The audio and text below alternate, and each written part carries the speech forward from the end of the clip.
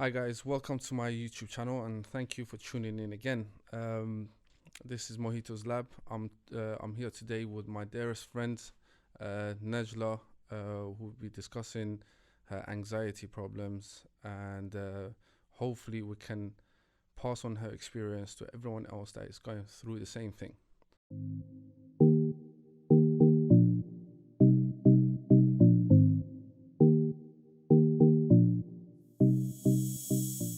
Hi Najla, how are you today? I'm alright, how are you? I'm good, thank you. Thank you for coming to my show. Thank you for having me. You've been obviously we've been filming together previously, but this is something. It's just about us, Yeah. obviously about you mainly, but I thought I'd bring it in so you can share your experience about anxiety and everything that you have gone through since you found out about your problem. Now, all I want to know, how did it start, and what was your reaction, your main reaction towards the whole problem? It's hard to pinpoint exactly where it started. I just remember the first kind of, now that I know what's going on, the first kind of experience I can trace it back to is the first ever panic attack I had. And it's weird because my reaction with that was like, what the hell's going on kind of thing. I knew Right. it was a panic attack, but I didn't know what set it off. Right. I wasn't necessarily feeling anxious or feeling anything. It was just a normal day. I was just walking, minding my business. But in terms of actually getting the diagnosis and understanding that I have this anxiety, it's been a whirlwind because it's like you have this sense of relief, oh, I can breathe. I understand everything that I never understood before, like why I am a certain way, why do I react to things a certain way, why do I think a certain way. But at the same time, it's frustrating because it's like you're stuck in this, I don't know, stuck in this body where you react to things in a way that's irrational.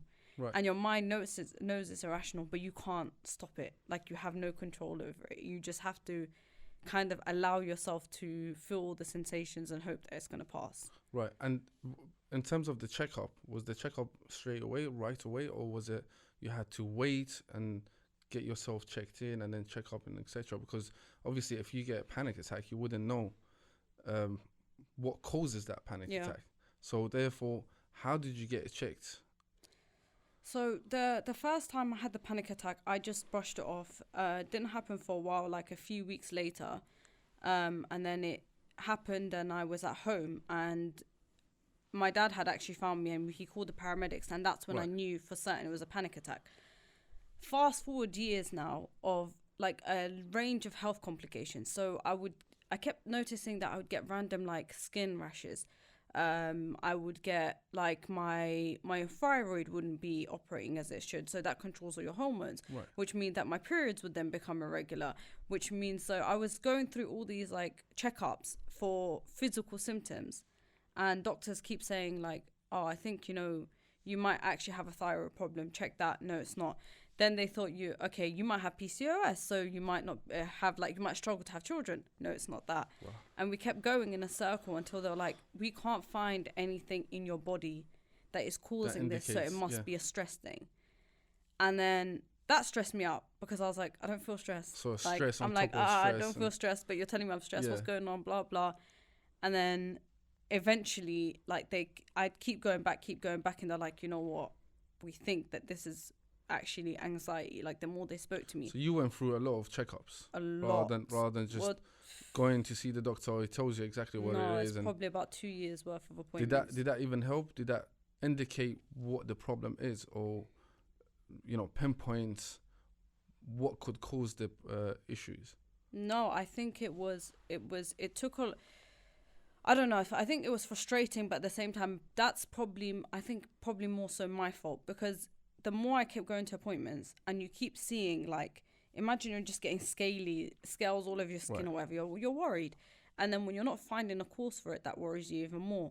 So I was getting really stressed, but the doctors from very early kept telling me that they think it's stress, but they didn't know exactly what kind of condition, mental condition it would be. But I was in such denial about it. Right. I was like, I don't feel stressed. I don't feel stressed. So I didn't want to explore that. I was certain that there was something else. Then eventually I was like, you know what? I need to maybe listen to them and give this a chance. So then they've got like tests that they make you do for depression, Yes. etc. And then that's when they'd actually gone, okay, no, we think this is actually a generalized anxiety disorder. Right. I mean, I've known you for probably 2 years, maybe Yeah. more. And I knew there was something going on, but I didn't want to be rude and, mention it. Yeah. Obviously, I mean, I was so close with you guys and, Yeah. going to the family's house and et cetera, et cetera. So the first time I remember you guys pulled me aside and told me about it, it was when we went to Liverpool. Yeah. And I was like, oh my God, what's going on? So You're nervous remember, as hell. yeah, I was nervous. I was like, have I done something, or there's something going on that, then you mentioned it. Then immediately I felt like, okay, now I know. Makes sense. It makes sense. All these, mood swings and et cetera, that I've seen. I thought I've done something wrong, Yeah. but it's not me. Thank Yeah. God it's not me. But now that I know, I'm probably going to educate myself to help my friends, because obviously you and H have gone through it so much that I think if I have an input, then it might help in a way. Yeah. Yeah. It might not, but to me, it means a lot. Yeah.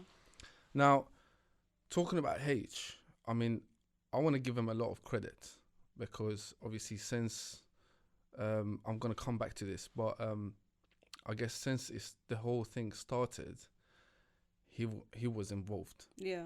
I mean, you can, and I want to ask you that when it started, the whole thing, when it started, how was it with you and H? How did you inform him, and how did he take it? It was really, really hard, because the thing is with me and H, he was just as clueless as I was, in the sense that I've always felt so comfortable to tell him or say whatever, right? Yeah. Whereas I never felt like that with anybody else. So I couldn't come to anybody else and go, yo, something's wrong, when I didn't know what was wrong. But I was able to say that to H. So it was tough, because it's tough for both of us, because I'm trying to explain something that I don't understand. And this is even before, like, we've actually got a diagnosis for it. And I still feel like that to this point. And he's trying to understand without, do you get what I mean? Without having It's anybody, like you're not educated enough to educate someone else. No, and I can't understand what's going on. I can't understand why my mood is changing. I can't understand why I'm acting out. I can't there's all these changes, like you said, that's visible to other people, and I'm very well aware of, but I can't pinpoint what's changing. I can't pinpoint what's making me react like that, which is and it's so weird, and it's so embarrassing at the same time, because it's like, well, how do you not know why you're upset? Yeah. Or how do you not know why you're angry? That's and it's probably like, creating more stress for and you then to- exactly, because then you're like, well, there's something wrong with me. Am I weird? Am I not, like... You saying something's wrong with me, do you actually see it as an illness? I do see it as an illness, but I think for me... So did you think that's an illness from the beginning, or did you over time think, okay, I have this illness, I've got to deal with it? I think from the moment that I got the diagnosis, I started going, okay, it's an illness. But I think for me, one of the toughest things that I've always battled since childhood is I've always felt like there's something wrong with me. Right. I've always felt different. Right. Whether that be in my mindset, in the way I carry myself, there's always something that I've just felt like, I've realised that I just stick out. I'm like, wait, I'm not the same as whoever I'm around. And I think that's also then like manifested itself in anxiety, because then it makes it feel like that's actually a big problem, you know? And like you said, then you start feeling like, oh, I'm really weird. Yeah. You know, people are going to think I'm weird. People might judge me. People might not like me. People, for Of me, course, my with this biggest thing society is just judgment. 100%. Yeah. And for me, my biggest thing is being misunderstood. Like, Yeah. I'm not so bothered about the not being liked or the whatever, because I don't like people. So it doesn't really matter. But I'm glad you liked me. Honestly, I'm It glad takes you guys me- liked yeah. me, and I don't know how it happened, but obviously I found out afterwards that you you don't want to be around a lot of people. No. That's I think because I started obviously Google is my best friend, and I Yeah. started googling things about anxiety. So obviously one of the symptoms is that you don't want to be around people most of the times. You want to be in a quiet area. You want to be on your own. Yeah. So to get you focus on your life and etc. Now fast forwarding to when you got together with Hamdouni and you started your relationship and got married. Now he knows from the time that you got together up until the marriage. Now you're married. Yeah. How did it affect your marriage? Because it It can't be an easy thing. No, it's not an easy thing. That so by the time we're married, and I'd say probably a year into the marriage is when things got really kind of, it got to the point where it affected life. Let's Yeah. just put it that way. Whereas before, it could affect me, but I could push it aside. Yeah. But that was the point where it was affecting life and everything around me. So that's now 2.5 years ago. So at that point, it affected us massively in the sense that you create this safe zone with your partner. Yeah. So with anxiety, your safe zone becomes everything. So that's why you see people not able to leave bed or not able to leave their room, or I don't know, some people their safe zone might be the gym. Whatever it is, that's their safety, and that's where they want to be at all times, right? And yours was Mine is my relationship. Yeah. So it don't matter where we are, as long as he's there in Right. some way, some shape or form, then I'm good. If he's not, then I feel like I'm under attack almost. Like Right. something's gonna happen and I'm not gonna be able, and there's a lack of faith, like I won't be able to handle it. right. Like I won't be able to deal with it myself. I need him there.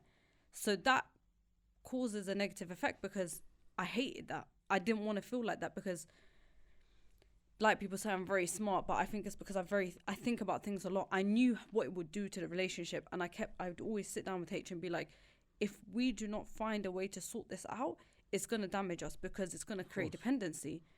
I'm not going to be able to know how to function without you, Yeah. which is not what I want to be at. So you're And creating a comfort there zone, you but you go. can't step out You of the can't comfort step out zone. of it, and I don't want to be That's like gonna that be- because then yeah. it makes it worse. And then at the same time, if you're ever away, you're going to be constantly worrying. So I would be like, I know that, for example, look, it's normal to have a bad day, right? It's normal to feel upset. It's normal to feel all these things. I'd be scared if I was just having a normal bad day to say that to Hamdouni because I don't want him to worry Yeah. and think, oh no, it's an anxiety Knowing thing. H, That's he- yeah. he There you go. worries and Exactly. worries and He's gonna worries. worry. Is He's she gonna okay? worry. Is He's she gonna not? worry. Blah, blah. Then Yeah. it's just gonna explode. So that's what kind of, I guess, pushed us to try and understand it more and faster. Like it made me have to face up to it and deal with it, I guess. Right. After all those years and you trying to figure out what causes the anxiety, how does it start, and etc., etc., do you think it's just all in your head? Well, that's a yes or no question. It is in your head. Essentially, it is Of in your course, head yeah. because it's your mind that is essentially doing that. But my question and what I'm trying to discover is, where did these things in my mind come from? Where in did the it first root place? from? Yeah, where did Right. it root from? Because And you don't know the answer to it. no, that's something I'm still trying to figure out. Is it something that's, I don't know, an experience I've gone through, or something that someone's said to me that's just manifested itself? And like you said, when you go on Google, there's madness. There's like, a lot. There's a a lot lot. of information because I was confused about it, and then you have to look. You have to Proper look and deep. dig deeper and sort of like find the most,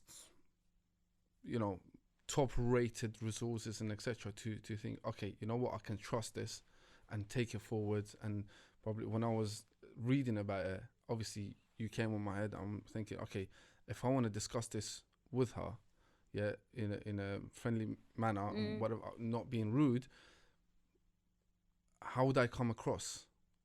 You know what I mean? Yeah. How do I start it? Yeah. So it was a big step for me to come and sit down with you, and obviously I don't want that to affect our relationship in terms of course. friendship and etc. But then again, I want to know obviously I want everyone else know out there that this is not a joke. Yeah. Yeah, this could affect someone's life so deeply that they could go and harm themselves, probably harm the society. I don't know, commit a suicide and etc. Yeah. So I want to be able to, whether it's help you or H, and just like take on as it comes and figure out, okay, she got a panic attack or she got anxiety. I don't know. How long does it last normally? Bro, it could be anything from It 5 minutes to a varies. whole day. Like, Yeah, it could, yeah. So from what I read, it could be from a couple of minutes to 10 minutes, and then obviously there's different types. yeah, Do you know the type? Or different types of panic attacks. yeah, panic attacks, and there's different types of anxiety. Yeah, So I was like, this is too much Yeah, information. exactly. I don't even know how to rank her like in this category. How do I, you know, where do I go? So that's why I thought, you know what, it's best to sit down and have a talk with you and find out more details from you, because you've gone through it, you've got the experience. Once I find that, I'll go do my research. Yeah, Then we're like, okay, she could be between this and this rank. We can do this, and then to see if it works.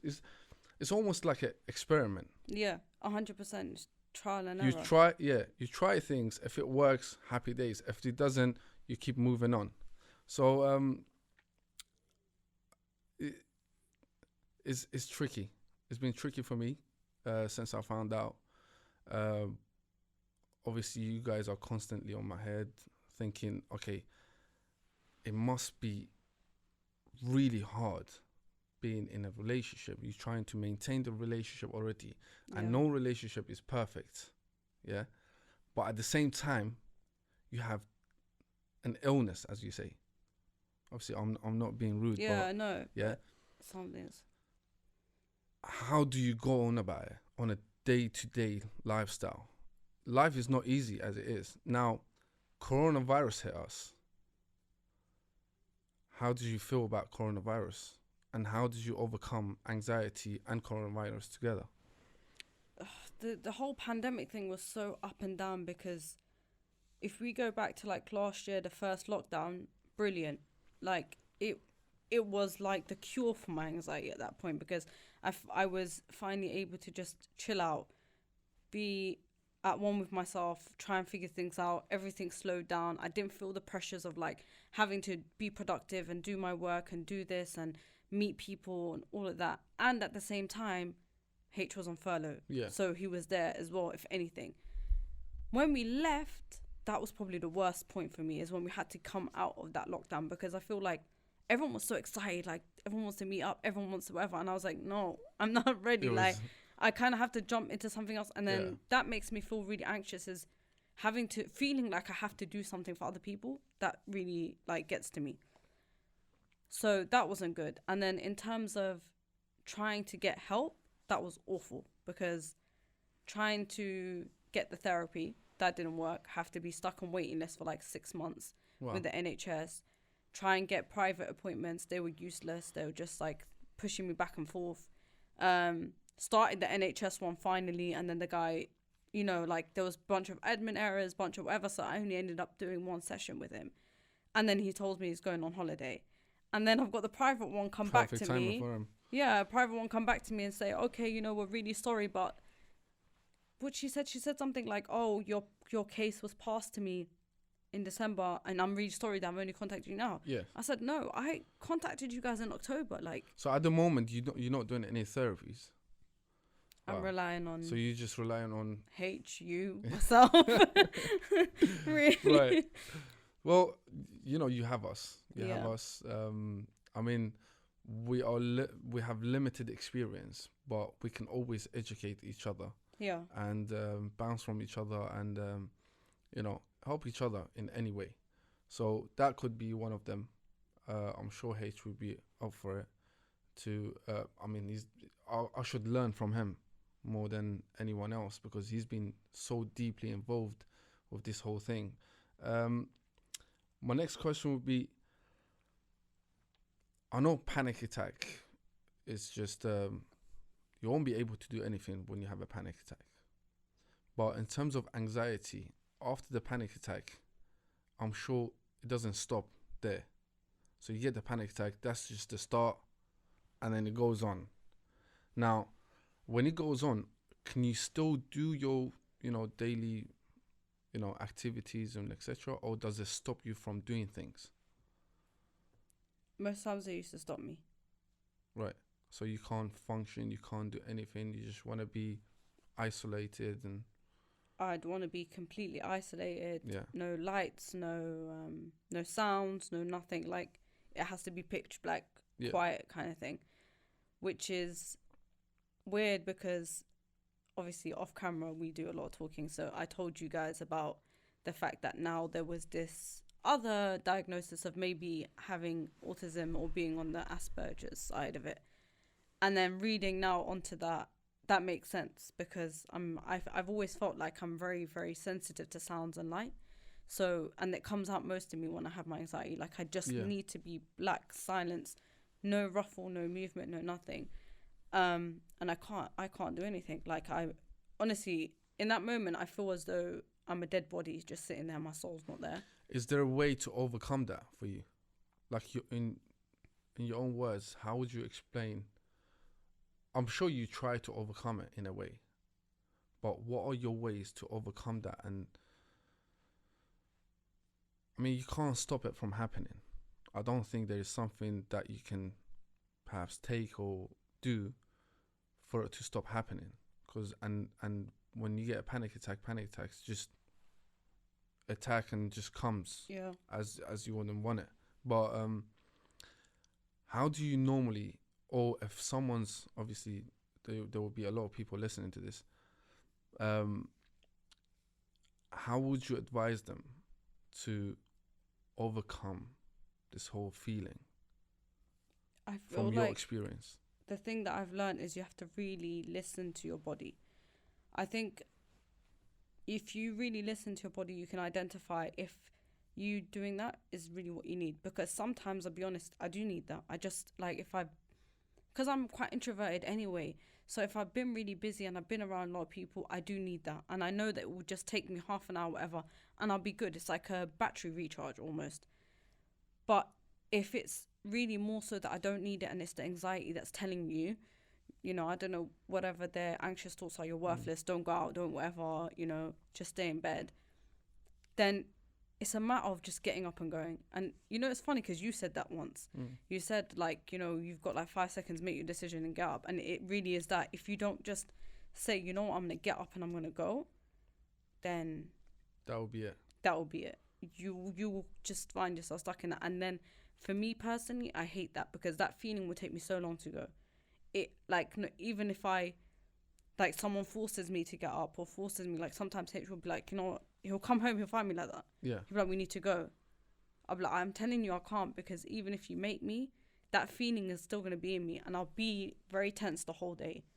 And that's going to be worse because I haven't allowed myself to feel what I need to feel. So I'm going to come back home in the evening, I'm going to cry, I'm going to be up all night. And then the next morning, I'm going to be groggy because I haven't slept. Yeah. Do you see what I mean? So it's like, it messes up with everything. everything. So what you're saying, sleeping overall, sleeping and resting will help your anxiety and etc. I think, yeah, you need to treat it. Or would it be different for everyone? I mean, it might be. I think everyone will have certain things that work better than others, right? But I think generally what we can kind of all agree on is it's the same way you would treat, in a way, it's the same way you treat a lot of illnesses. Like, make sure you do get your sleep. Make sure you do eat well. Make sure that you do try and get out and see some daylight. Like, 'cause especially when winter, where the days are shorter, try and, like, do the things that you enjoy. All of these things, they will help, but they're not a cure. Of course. They're just like a temporary plaster, cover. yeah, just a temper cover to just try and get you through it. But they help. They do help, 100%. Right. But obviously some things will help people more than others. Of course. In your own way, in your own words, if you had to help someone with anxiety, what would it be? Like one way that you think, that will really help this person. how would you help them? It sounds so cliche and it's the hardest part to do, but just speak. I found that that's the thing that's helped me the most. Like, even when you can't find the words, when you can't express yourself, when you feel like you look so stupid, Yeah. if you really say it, I think just speak. Because the reception that I've got, like, from my family and from my friends and stuff, that's probably been the thing that's helped me the most. Because 100. that's the thing that I can remember in those moments, that, you know what, there's people out there that have my back and believe in me, so I can do this. Let me Perfect. go up. Listen, I'm glad we did this. Thank you so much for coming and meeting me. No Thank you worries. for your experience. I've learned a lot, honestly, a lot. For the past few days, I've been researching and etc. Obviously, from before, you've told me how you feel and how, you know, panic attacks happens and etc. I think I'm ready to tackle another challenge. So I appreciate your time. Thank you so much for coming in, and I hope to see you soon again. Guys, thank you for tuning in. Thank you for watching this video. Please like, share, subscribe, and Nejla's details will be down below in the descriptions. If you have any questions in relation to anxiety, please don't hesitate to contact us. Thank you so much again. I'll see you soon. Bye bye.